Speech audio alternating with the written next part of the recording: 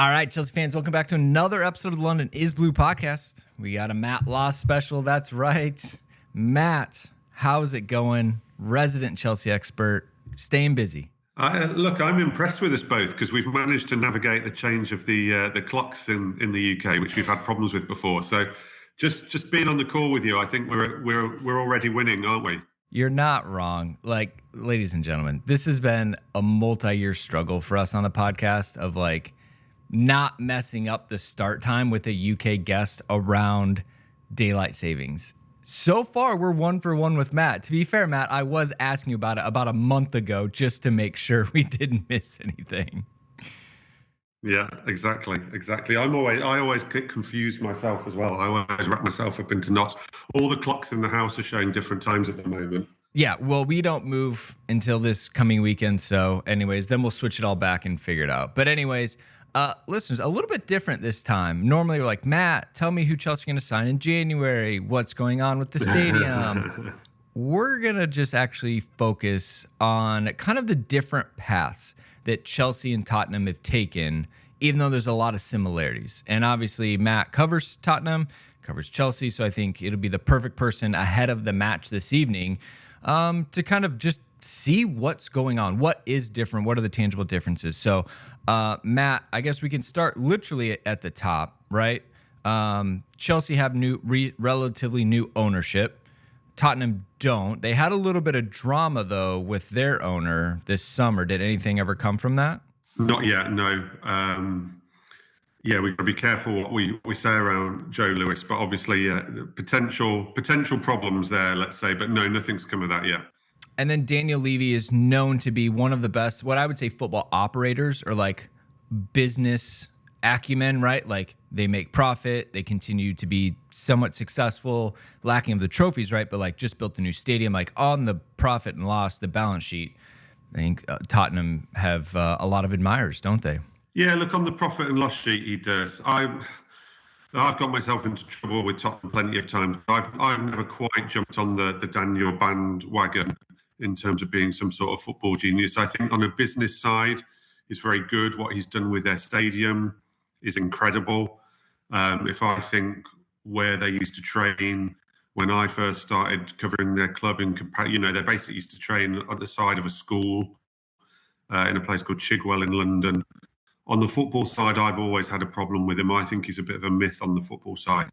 And I think he causes himself more problems than he actually solves. But yeah, profit. If you're looking at profit and loss, you can't argue with him. So then you compare Chelsea. We are just burning cash right now, right? Buying anything and everything that we can.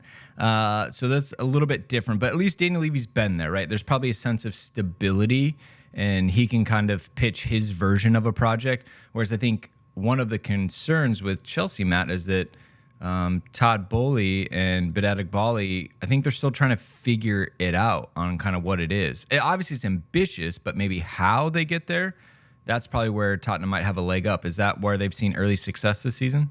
Yeah, look, I think the big difference between Tottenham is, and this is actually a criticism of Tottenham as well, is I don't actually think there's a pressure there to win.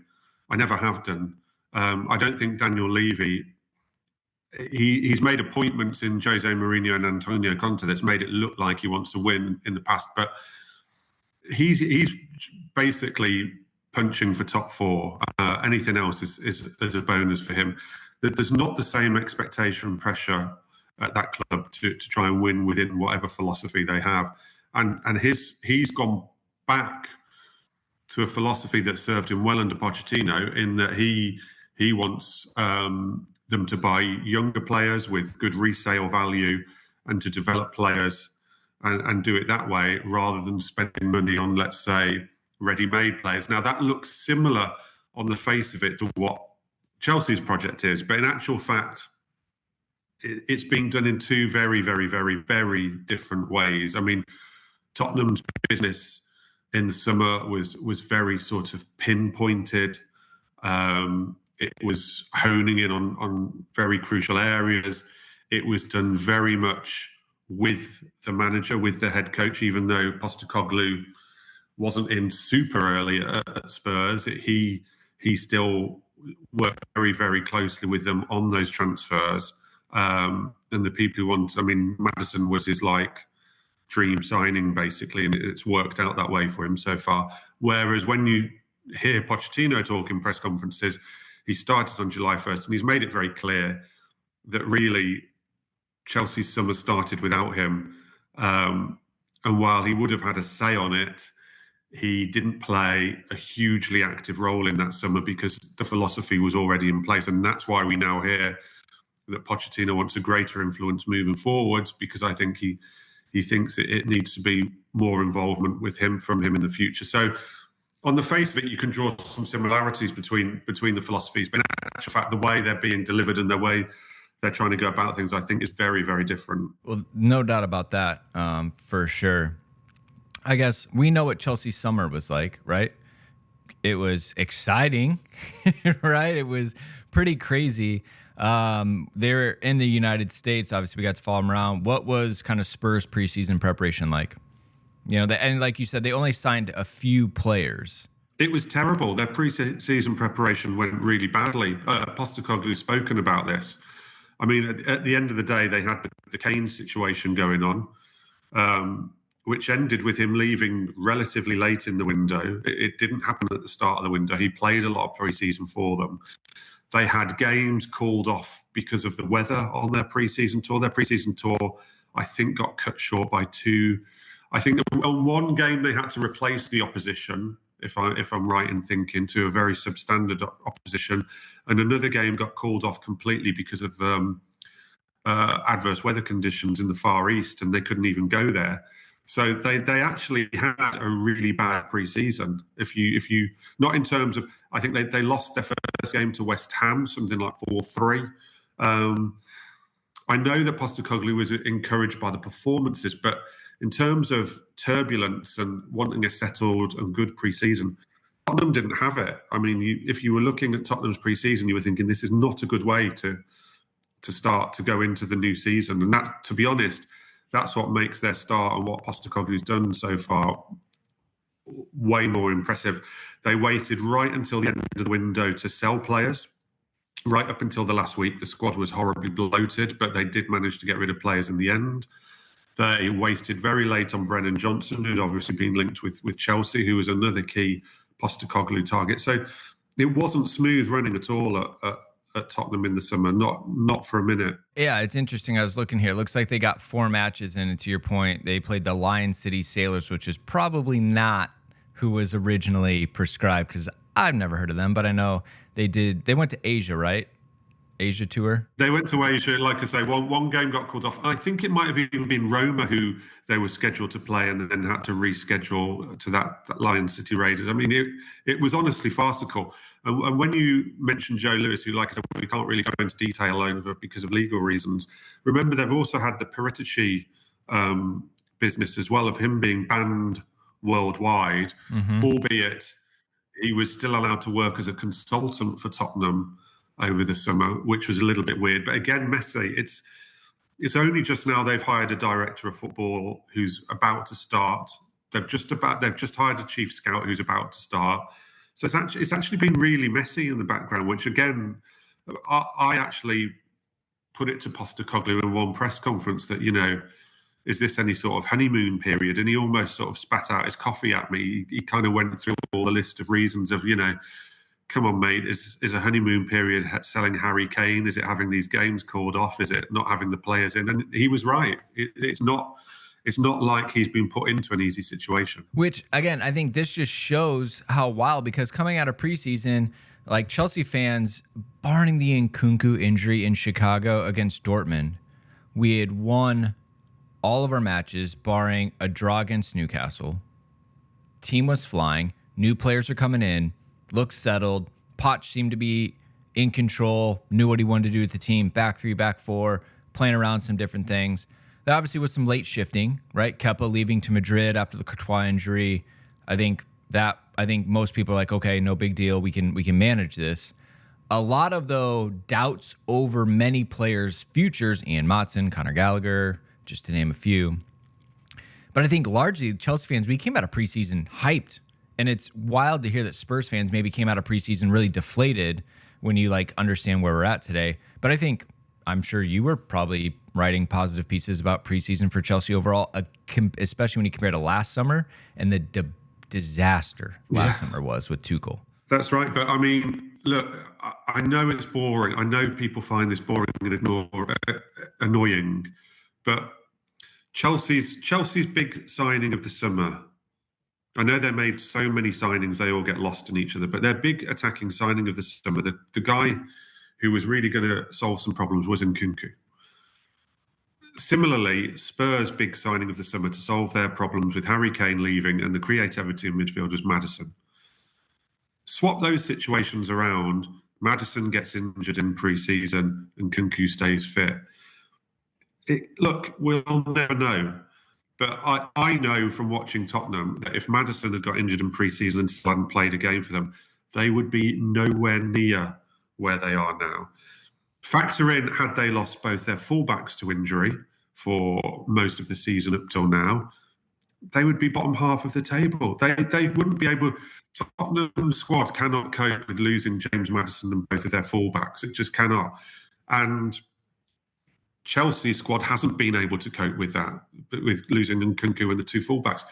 That has played a huge, huge part. And like I say, if you swap round those scenarios, I'm not for 1 minute saying Chelsea would be top of the table, but I'm for certain saying that Tottenham would be midway to bottom half of the table. Yeah, which I think is fair. But it's an interesting point. I think we're going to pause here, take our ad break. I want to talk a little bit more about the managers and how the teams are set up. And then we'll get back to full Chelsea content, I promise. But thank you to sponsors, and we'll be right back. All right. Look, as an American, I didn't know much about Ange, right? Coming in, he came from Scotland. Is that right? Yeah, Rangers? Celtic, yeah. Celtic. Ooh, don't want to make that. I know not to make that mistake. I know enough. It just won the treble with Celtic, yeah. Okay, he's got a bit of I did look him up, though. He's got a bit of an Arsene Wenger background, right? Like, went to Japan, was in Australia. That's right. Nothing big. Like, obviously, Celtic was his big European job, but, like, the jump to Spurs and his short CV is, credit to him, pretty respective. Do you feel like Tottenham took a bit of a gamble with him, or was he, like, the exact prototype they were looking for? Because how many seasons was he at Celtic? He was at Celtic 2 full seasons. Okay. And it was his second season he got the job. No, Postecoglou has said himself that he was last man standing for the Tottenham job. They wanted Nagelsmann. They interviewed Enrique. They wanted Arne Slot, who ended up signing a new contract at Feyenoord. I think there was someone else as well. They didn't actually. Daniel never picked up the phone to Pochettino. He definitely didn't. But Postecoglou has said he was last man standing. He actually goes against a lot of what they originally set out they wanted. They said they wanted a young manager. Well, Postecoglou is not a young manager at all. I think he's about 56, something like that. Mm-hmm. He doesn't really fit the modern look of a manager. He makes lots of jokes about himself being overweight. He's not what they were after. He's just not what they were after. And they ended up going for him after a change of direction that was forced upon them from missing out on other people. And that's how he got the job. And Postecoglou is very honest about that. He said he was last man standing. He makes a bit of a joke of it. He's talked a lot about how before, even when he was at Celtic and then before Celtic, he used to sit, his agents would get him interviews with, English clubs, not great English clubs as well, bottom half of the Premier League, maybe Championship clubs. And he would sit in interviews and just look at people and know that they weren't taking any notice of him because he was Australian, because his CV was in Australia and Japan until he went to Celtic. And he's had plenty of people ignore him on the back of that. He always says that one of his great strengths is that the amount of effort and how good he's had to be just to get here because of the stereotyping against him being Australian and where he's sort of succeeded is a massive advantage to him now, because he thinks he's had to be so much better to get this opportunity than other managers with different profiles would have to be to get this opportunity. If you look at what he's done at every club he's been at, and at the Australian national side, who he won the Asia Cup with, He's had phenomenal success everywhere he's gone. His Australian story is really interesting. He was the Australian national team manager. He went to one World Cup with them in 2014, qualified them for the 2018 World Cup, and then actually quit before the World Cup because he was so annoyed at the lack of progress within Australian football. He's a real idealist. Very interesting guy, and yeah, has worked super hard to get to where he is. Stylistically, I mean, how does he? Is it a revolution at Spurs? Brand new system, completely changed how they play, or is he just making small tweaks to try to maximize what they have? Complete change, complete revolution. They've had obviously their last two permanent managers, Conte and Mourinho, both counter-attacking, sort of back. I wouldn't say back foot. I've always argued with Conte that he's not necessarily back foot, but not someone who necessarily needs to or wants to dominate the ball. Let's say is probably the fairest way to put it. Postecoglou is the complete opposite. He wants complete domination of the ball. He wants possession stats up in the high 60s and 70s. He is a 4-3-3 man, occasionally sort of molds into a 4-2-3-1. Front foot, attacking, not willing to compromise on those. Someone asked him once, I think, if he had a plan B. And he said I think his answer was to them, well, if you're a vegetarian, do you have a plan B and go to McDonald's? His point was, there's no way but my way in his philosophy. And it is attractive. They've not played. I mean, I've watched them a few times. I saw them at home to Sheffield United. They didn't play wonderfully. They've not played sort of champagne football in every game, but it's a lot different to what it was.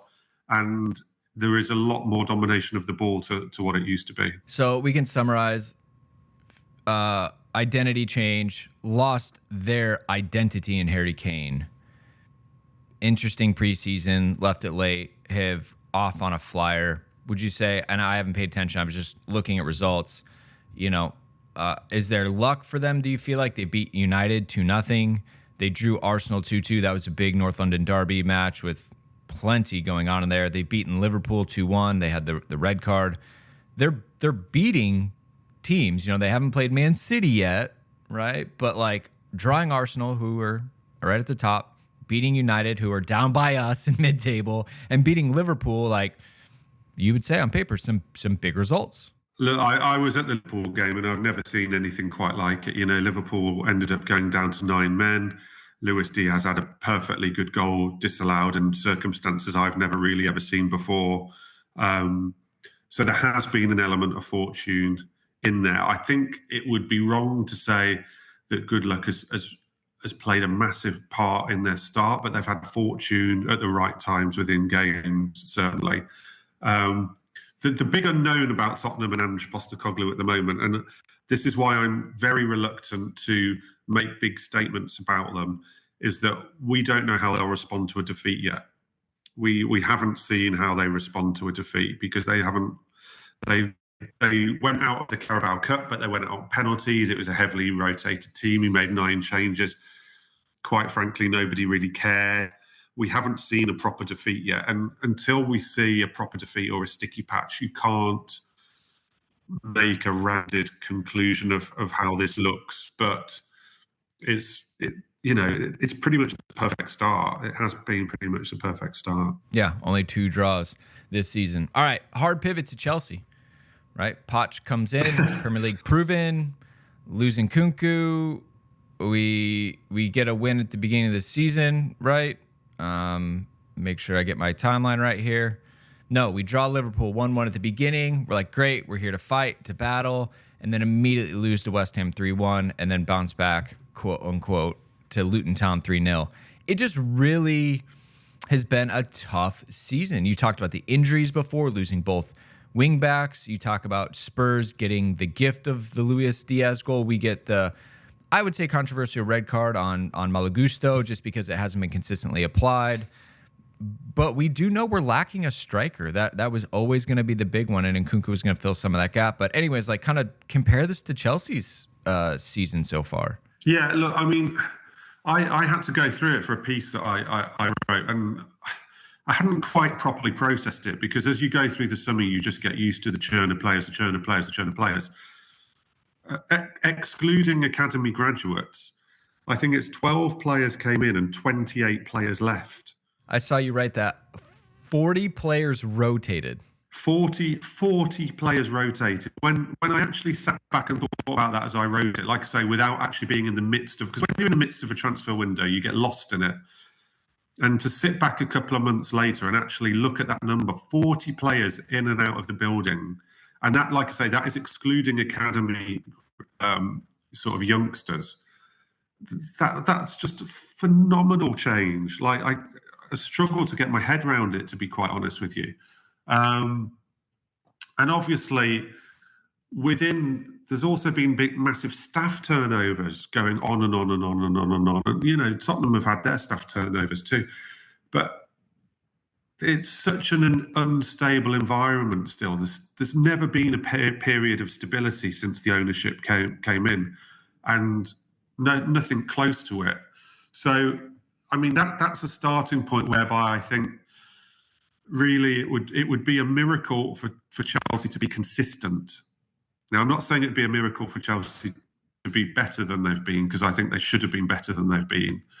But I think it would be a miracle for Chelsea to be consistent within that, particularly with the profile of the squad that has been built.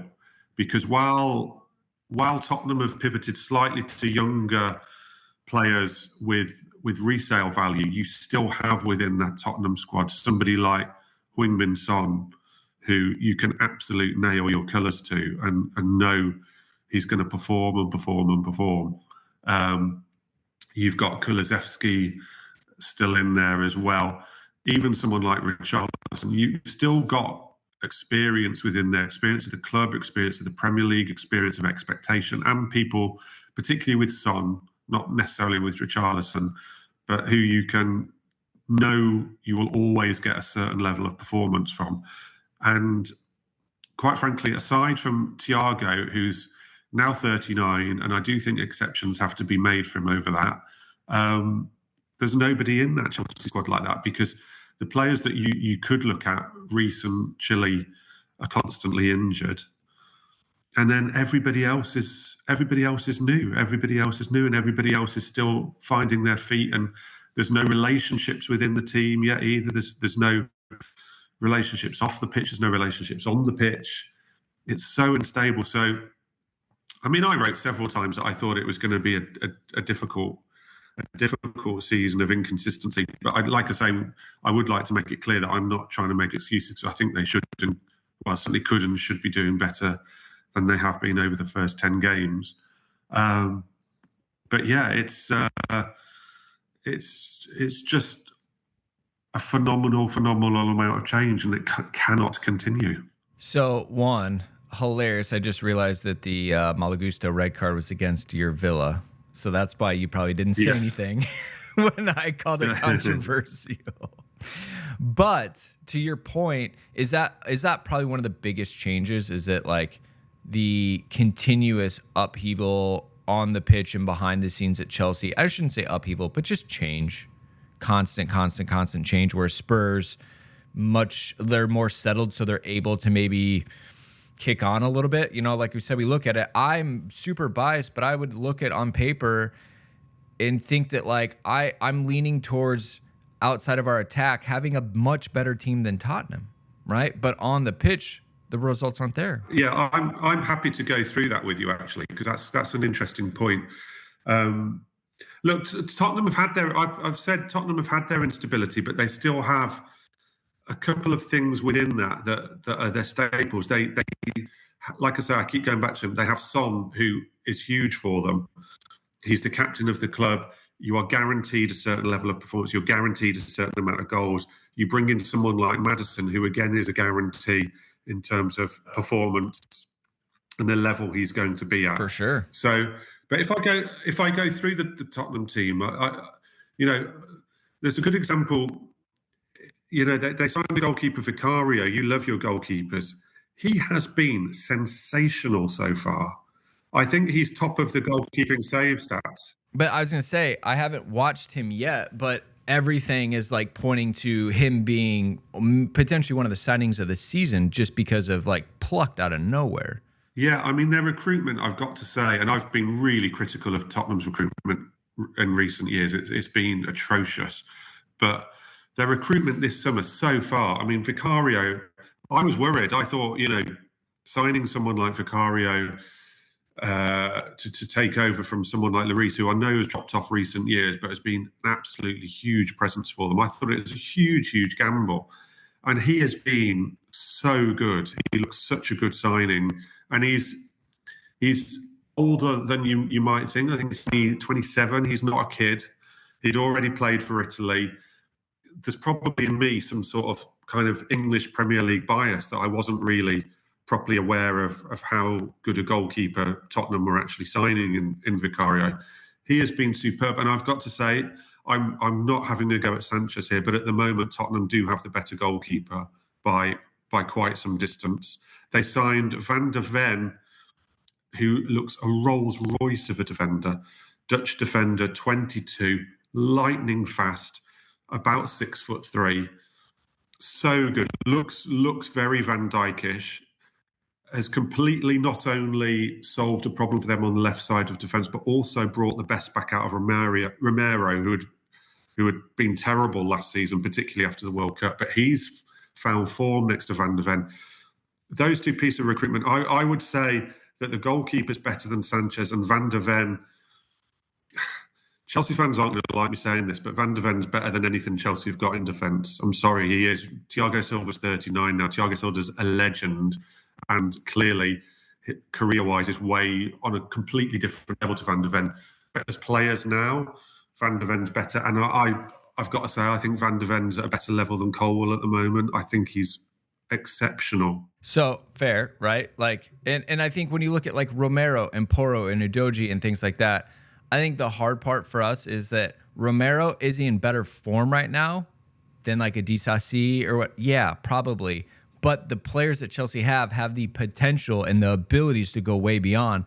We're just at such a low level right now. It would be hard to say that, one of our defenders should go in right now. Although Chelsea have had quite a solid defensive record in their to defend them as well. But obviously, if Reece James are healthy, Pedro Porro is nowhere close to it. If Ben Chilwell's healthy, Udogie, are you still? But we're not. And I think that's what I struggle with. And I think this is why momentum and things matter, right? Like our midfield, if you take Basuma and Sarr or, Oidberg or Skip or whoever you want to put in, like, we're good. You're going to take Chelsea's midfield. My God, it's $250 million without Conor Gallagher, right? Like that, you're just going to lean there. But James Maddison, Heung-min Son for sure.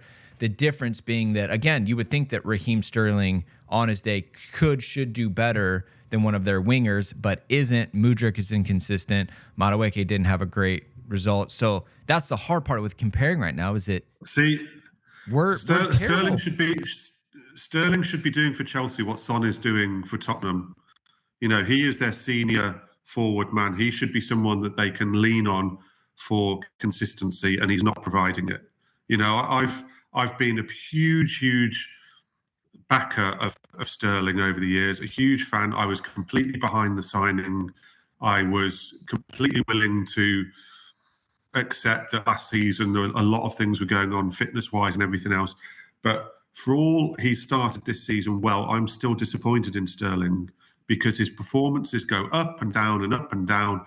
And his up performances tend to come against Luton Town and Burnley and those teams, and not the big teams. And there's not the consistency there. They can't rely on him. And when I talk about what Son does for Tottenham, Sterling should be someone that in this difficult time and when there's a lot of young players that Chelsea can lean on in a similar way. And he's not proven to be that so far. And I'm not trying to dig him out because, like I said, I've been a big fan of his and he has produced some good performances this season. But there's not the consistency of performances there with him. And that is the problem with Sterling at the moment.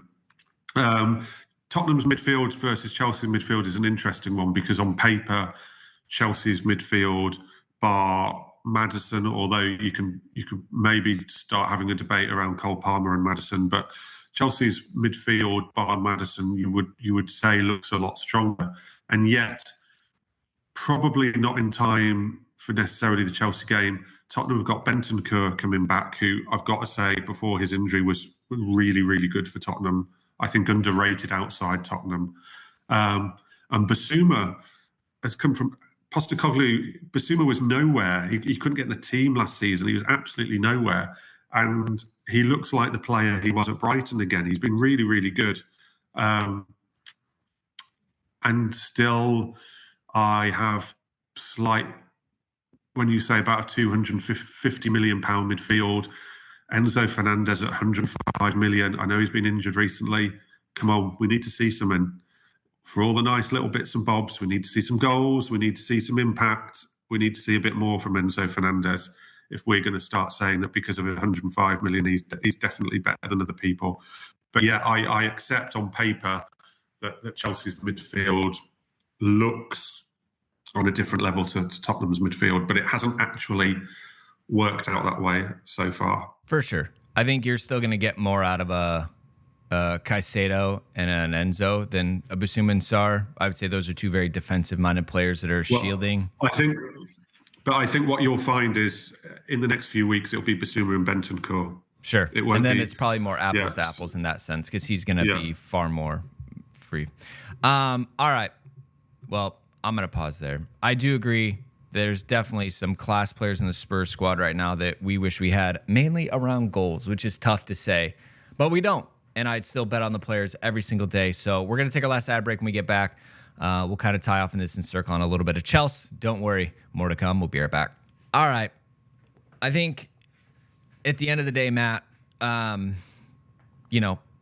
while Chelsea has a great XG this season, it doesn't matter, right?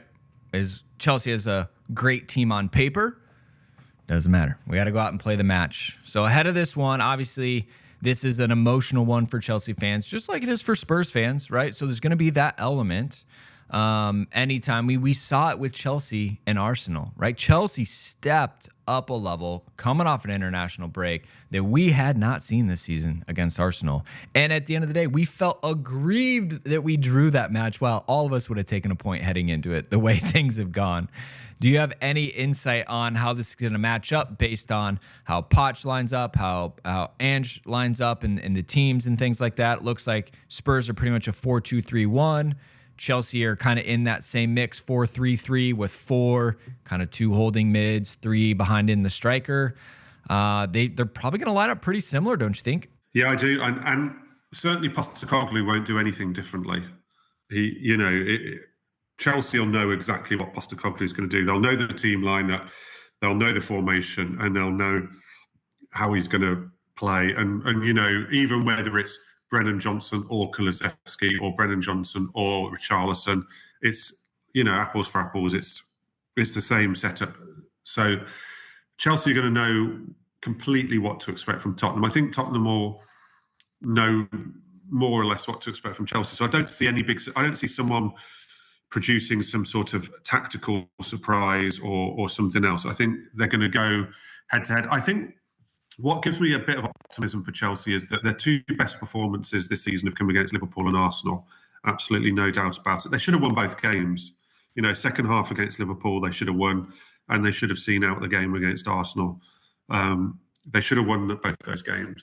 And that gives me some hope. They were both at home, but I do think that they are better playing as the underdog at the moment with a little bit less expectation and pressure on them. I think that comes from it being a young team. I think it frees them to be the underdog a little bit. I think that helps mentalities within the squad of where they are right now. I also think it helps them to play against teams who aren't going to low block. And there's no way in a million years Tottenham are going to low block. Tottenham take lots of risks. So that will help Chelsea. So I think stylistically, it'll actually be a match that's much better suited to Chelsea than playing Brentford, Forest, Villa at home, because they will come out at them and they will leave spaces. I think it's interesting. It's great timing to have Reece coming back, because while Udogie has been very good for Tottenham, surprisingly good, I do think he would be probably someone Chelsea would look to try and sort of really put under some pressure. Both the fullbacks, actually. Porro is very good attacking, question marks defensively. So I think they will try to put real pressure on both fullbacks, and Reece being back, hopefully, will help them in that regard, and will give them a weapon in that regard. So I think that is a big thing. Remember as well, Tottenham tried to sign, or wanted to sign, Gallagher in the summer. We talk about their midfield. I think had Gallagher have signed, we'd be talking about Basuma and Gallagher, and then whether Bentancur takes over from Basuma or Gallagher when he comes back, and Sarr wouldn't have played so much. And yet Gallagher's been one of Chelsea's best players, and I think he will be a big player in this, because obviously the London derby nature of it will really mean that you need people getting about the pitch, putting that real shift in, really feeding off the atmosphere. My fear for, so I've gone through my positive, what I'm trying to be positive about Chelsea. And I do think, I actually agree with Pochettino that I think their level of performance has actually been quite good. Their performances, I don't think, haven't stunk the place out at all. It's results and their conversions that stunk the place out, not their performance. And then on the flip side, though, were Tottenham to go 1-0 up, that's where I worry, because I just don't see that mentality. And away from home, in that atmosphere, I just struggle to see Chelsea fighting back from going behind. I think it's so important they don't go behind, particularly in the first 20, 25 minutes. I think you're right. But the other ironic thing is that Chelsea seem to be better away from home. You know, like not a great home seat record. So we're going to go on a little bit of an away tour, and we'll see how that goes. You're not wrong. It's the mentality right now, because so many things are going against Chelsea. I think it's going to be tough. Had such a positive start against Arsenal. You just are going to want to try to replicate that. I wonder if Poch tries to do something sneaky, maybe back five, try to exploit them down the wings and avoid the midfield. Just have an extra body if it's Thiago going against Heung-min Son, because he can run in behind. We'll just have to see how they look to minimize a lot of the things that Tottenham have going for them. And because they're clicking. I do think at some point teams will look to find ways of just stopping Maddison, because I think if you take Maddison out the game, I think Tottenham will have terrible problems, even with Son, even with everyone else. I think that Maddison is that link. He's that link between the midfield and the attack. He's the guy who probes, and if you can take Maddison out the game, I think you give Tottenham a real problem. And Caicedo looks a good person to try and do that with, to really try and to nullify Maddison and just completely take away his influence. And then I think we'd see Tottenham struggle.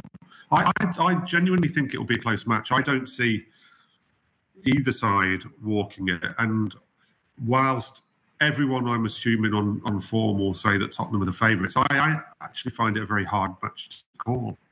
It would not surprise me at all if Chelsea came away with something. Yeah, so Google has it at 44% Tottenham win. What was it? 30% Chelsea win and a 26% draw.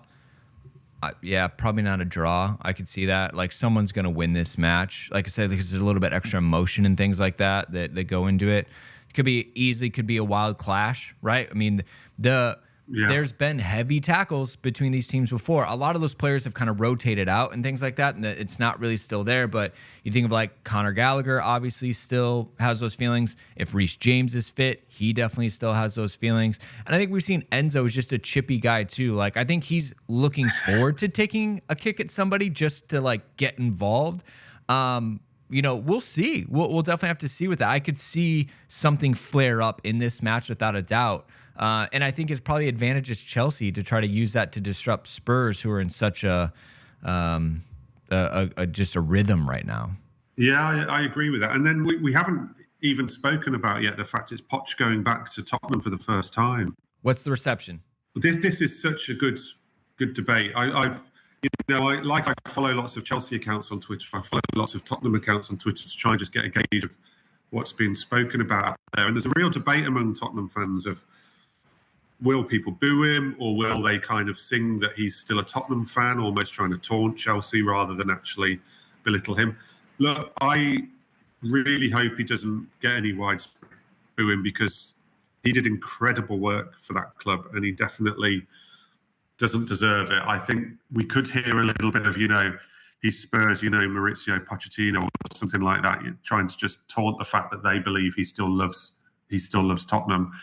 I mean, I think ideally, from his perspective, he'd rather this wasn't his very first time back, that he'd maybe gone back already with a different club, just to take that little bit of heat out of it.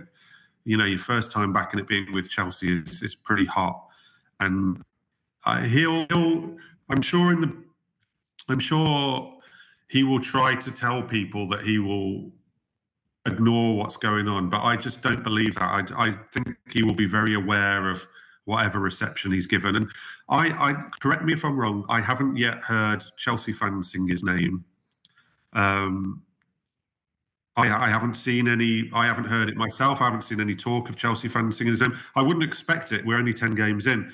But if they go 1-0 up at Tottenham, is this the first time we might hear Chelsea fans sing his name, even if it's just to try and taunt the Tottenham fans? Could be a huge moment for Pochettino. Could be a huge, huge moment for Pochettino and his relationship with Chelsea fans. It's such an interesting element of the game. I'm telling you now, every national English newspaper will send 2, if not 3 reporters to this game. And there'll be 1 reporter for every national newspaper being told to watch the bench for Pochettino as much as they're told to watch the game, because it's a story in itself. The game is the main story, and Pochettino is almost the other story. And depending on how it goes, Pochettino could even overtake the game if that element becomes more interesting than the game. We've seen that before with managers. So it's really fascinating. I mean, we see managers go back to clubs all the time, but this is different with Pochettino. Remember, that fan base last season spent the second half of last season singing for Pochettino. Tottenham fans were singing all of second half of last season for Pochettino to come back. And when he went to Tottenham, they were spewing. They were absolutely spewing. And it's only since now they've had the good start that feeling's maybe sort of changed a little bit. But yeah, it would be a really tough pill for them to swallow for Pochettino to go back and win there with Chelsea.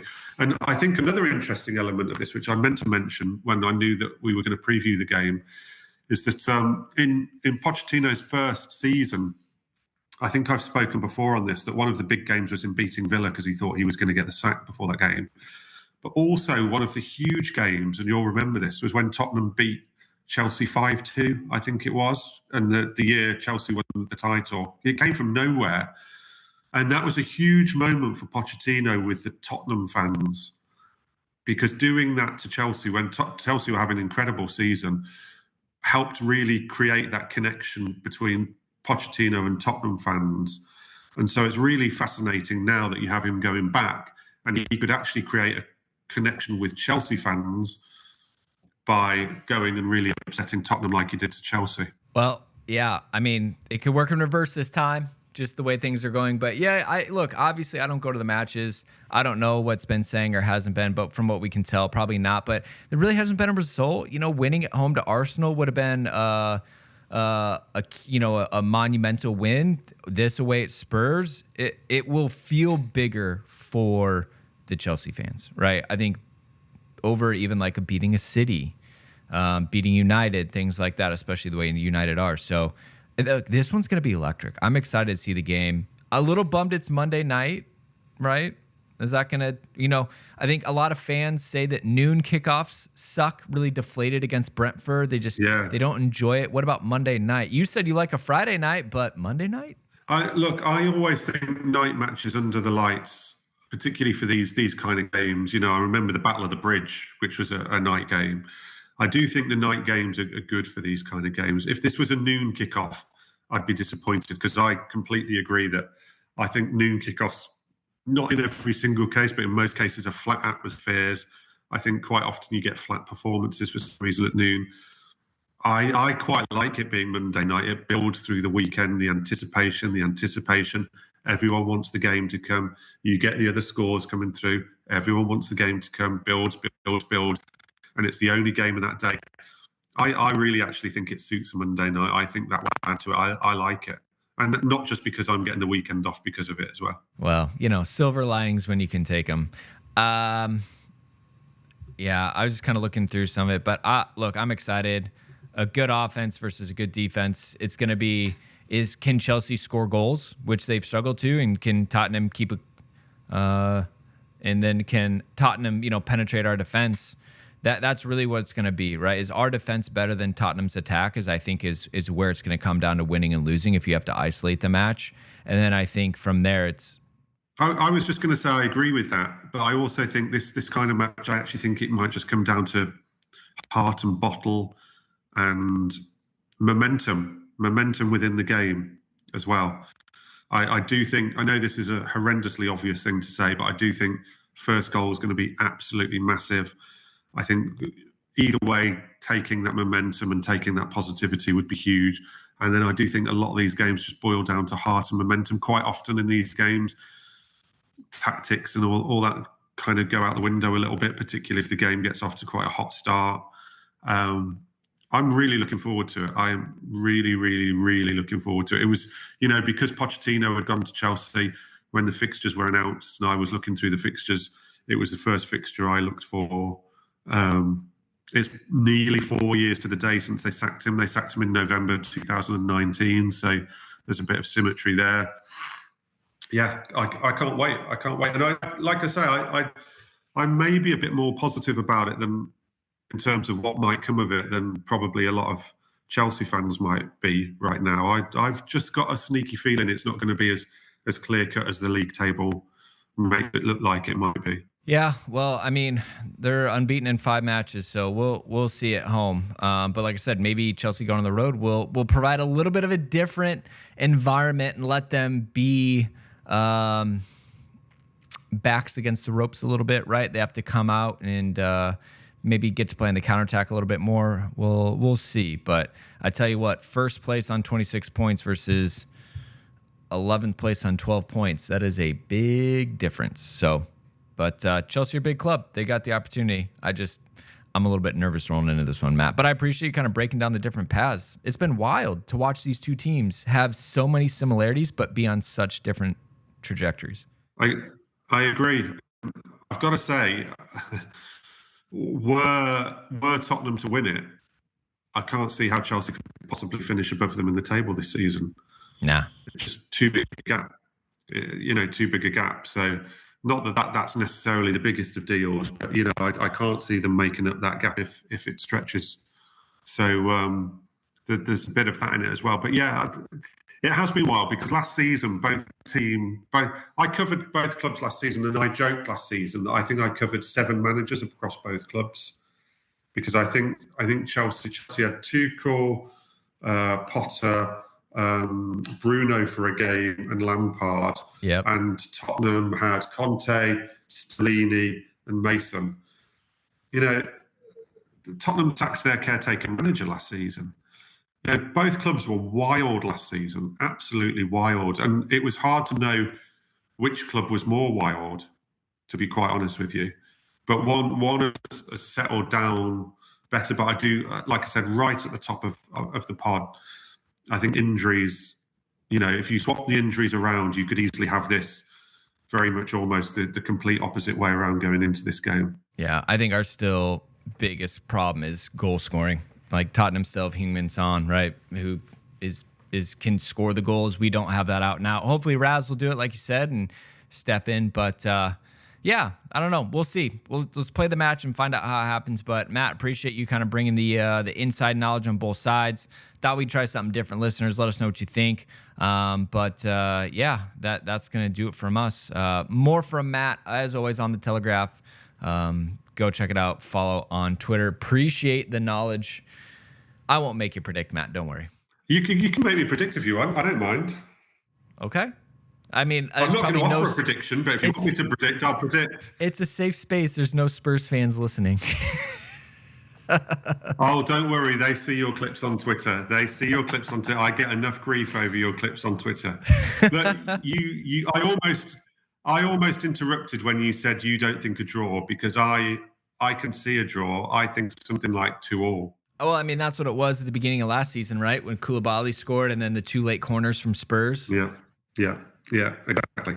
So I'm going to get accused of sitting on the fence, but I fancy a 2-2. Well, I think it's going to come down to one player, either individual moment of brilliance or an absolute blunder that costs the game for one side or the other. The way these matches go, it's pressure filled in that stadium. It's going to be heated. So I'm looking forward to it. A little bit of a derby. Yeah, exactly. All right. Well, more content coming at us. As always, we'll be back with a match review tomorrow, breaking everything that happened down. But again, go follow Matt. Check it out. All of his brilliant articles on The Telegraph. So until next time, Chelsea fans, you know what to do. Keep the blue flag flying high.